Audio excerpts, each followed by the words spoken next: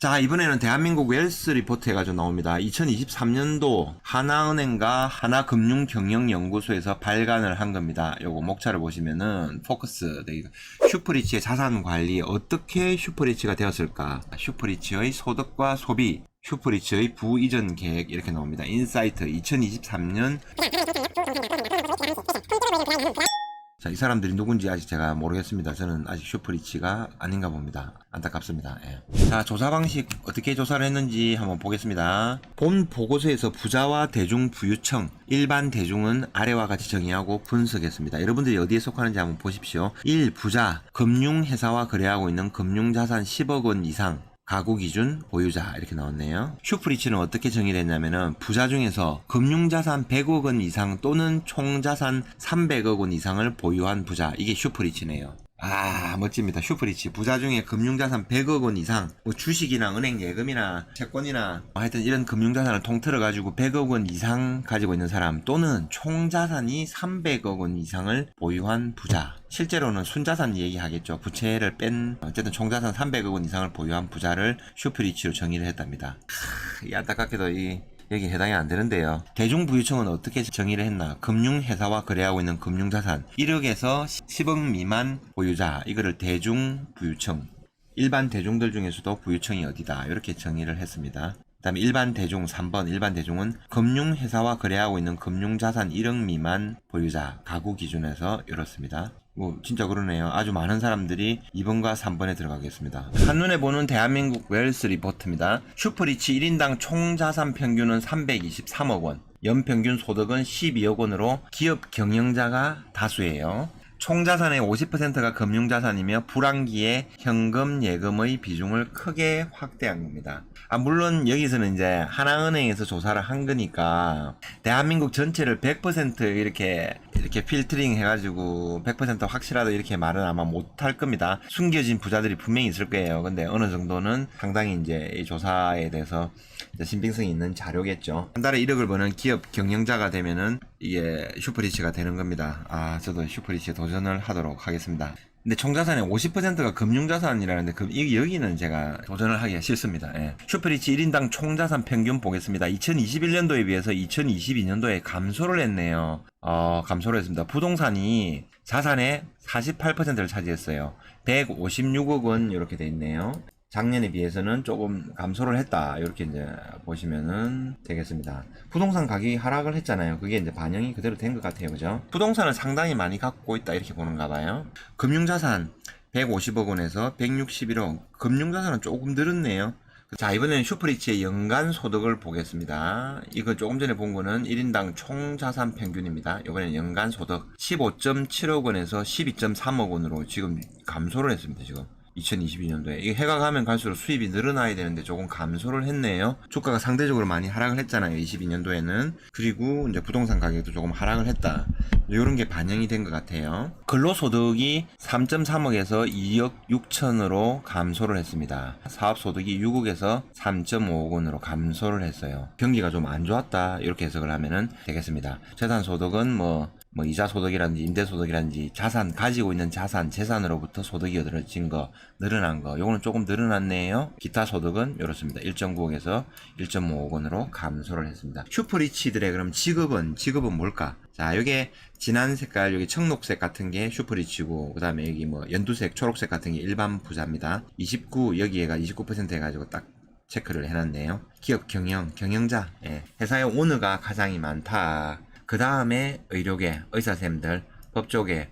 눈에 띄는 거는 특이한 거는 없네요. 예. 슈퍼리치의 자산 구성 변화 해가지고 나옵니다. 여기가 금융자산, 부동산, 기타에 들어가네요. 참. 기타가 기금속, 예술품, 가상화폐, 회원권 다 포함해가지고 기타입니다. 슬프다. 제가 항상 주장하는 건 항상 기타에 들어가 있어요. 그래서 나중에 이제 어느 순간에, 역사적인 순간에 이 슈퍼리치 반열에 들어가게 되면 이 기타, 기금속 여기가 아마 조금 튀어오르지 않을까 하는 생각도 해봅니다. 이제 한국 제 생각입니다. 2021년도, 22년도 이렇게 비교를 하시면 되겠습니다. 여기 보시면 금융자산이 40에서 50으로 조금 늘어났어요. 예, 전체적인 이제 자산 구성에서. 그 다음에 부동산이 55에서 48로 줄었어요. 부동산 가격이 하락했다는 얘기겠죠. 기타, 기금속하고 뭐 기타 자산도 조금 감소를 했습니다. 이렇게 보시면 되겠고요. 그 다음에 금융자산의 슈퍼리치의 금융자산 구성의 변화 이렇게 됐습니다. 이걸 조금 더 세분화한 것 같아요. 이게 주식입니다. 주식 비중이 확 감소했죠. 지금 현재 45에서 16%로 감소를 했습니다. 주식 가격이 폭락을 했다는 얘기입니다. 지금 이런 색깔은 지금 채권입니다. 채권이 3에서 7% 비중이 증가를 한 겁니다. 채권이. 그러니까 주식 가격이 하락을 하고 채권 비중을 높였다. 이런 언론에서 나오는 뉴스들이 굉장히 많잖아요. 굉장히 많기 때문에 부자들이 보니까 슈퍼리치들이 채권의 비중을 늘렸습니다. 예. 자, 이게 잘한 건지 못한 건지는 모르겠습니다만은 채권은 만기까지 들고 있으면은 그대로 액면 이자하고 채권 산 가격하고 그걸 보장을 받으니까 이런 슈퍼리치들 아마 뭐 예금을 뭐 5년 10년 했다 이렇게 생각을 하고 아마 가져갈 것 같아요. 그러니까 이 사람들은 그냥 SBB은행이라든지 이런 게 파산한 것처럼 그렇게 손실이 확정되지는 않은 상태인 거죠. 펀드 신탁 요거 뭐 연두색 부분입니다. 펀드 들어가 있는 거 신탁에 들어가 있는 것도 17에서 8%로 감소를 했습니다. 펀드도 마찬가지로 주식이나 이제 이런 상품들이니까 이게 그대로 주가가 하락을 한 만큼 자산이 감소를 했다.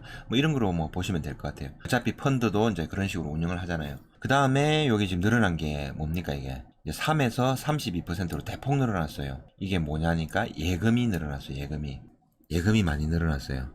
주식이 안 좋으니까 현금을 보유한 게 많다. 이제 이렇게 생각을 하시면 되는 거예요. 그 다음에 여기에 17돼 있는 거. 요것도 마찬가지로 현금이 이렇게 된 거고. 그 다음에 현금, 입출금 통장. 예금은 뭐 1년이든 뭐 2년이든 요런 거를 이제 기간을 정해두고 묶어놓는 걸 말하는 거고, 요거는 현금 입출금 통장 요거 얘기하는 거예요. 그러니까 지금 결론적으로 얘기해서 여기 25% 되는 현금 비중이 엄청나게 지금 올랐다는 거예요. 지금 요것만 계산하더라도 28% 정도로 현금 비중이 엄청나게 올랐다. 이렇게 보시면은 되겠습니다. 보험연금, 가상화폐, 뭐 ETF 요거는 이제 미미하니까 거의 비슷하거나 이제 이렇게 된 거네요. 이번에는 슈퍼리치의 금융 투자 수익률을 보도록 하겠습니다. 여기가 슈퍼리치, 그 다음에 일반 부자들, 대중부유층. 그러니까 우리 서민들에 비해서, 일반적인 부자들에 비해서 진짜 찐 부자들은 어떻게 됐나?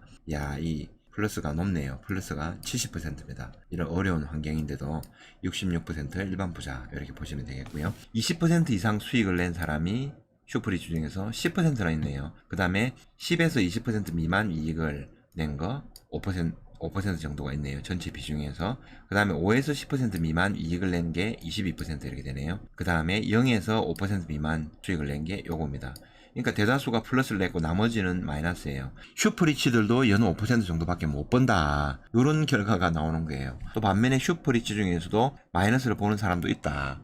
이렇게 해석을 하시면 되겠습니다. 그러니까 너무 큰 욕심을 내고 해봐야 뭐 별거 아니다. 슈퍼리치들도 70%만 수익을 낸다. 부자 1인당 평균 총자산은 72억 원으로 지난해 대비 감소했다. 이거는 부자입니다. 일반 부자. 총자산의 43%는 금융자산이며 2021년에 비해 주식 비중은 감소했고 채권과 예금 비중은 증가를 했다. 이렇게 데이터가 나오고 있습니다. 부자 1인당 총자산 평균 78억이래요. 슈퍼리치 다음 가는 부자 78억 원. 요게 2022년도입니다. 예, 작년에 비해서 조금 감소를 했어요. 슈퍼리치도 자산이 감소를 했고 부자들도 자산이 감소를 한 거예요. 2022년은 굉장히 어려운 한 해였다. 이렇게 보시면 되겠습니다. 부동산 자산이 45억에서 39.7억으로 감소를 했네요. 금융자산도 조금 하락을 했네요. 부자의 금융자산 구성 변화. 우리는 슈퍼리치가 될 거기 때문에 이거는 넘어가도록 하겠습니다. 패스.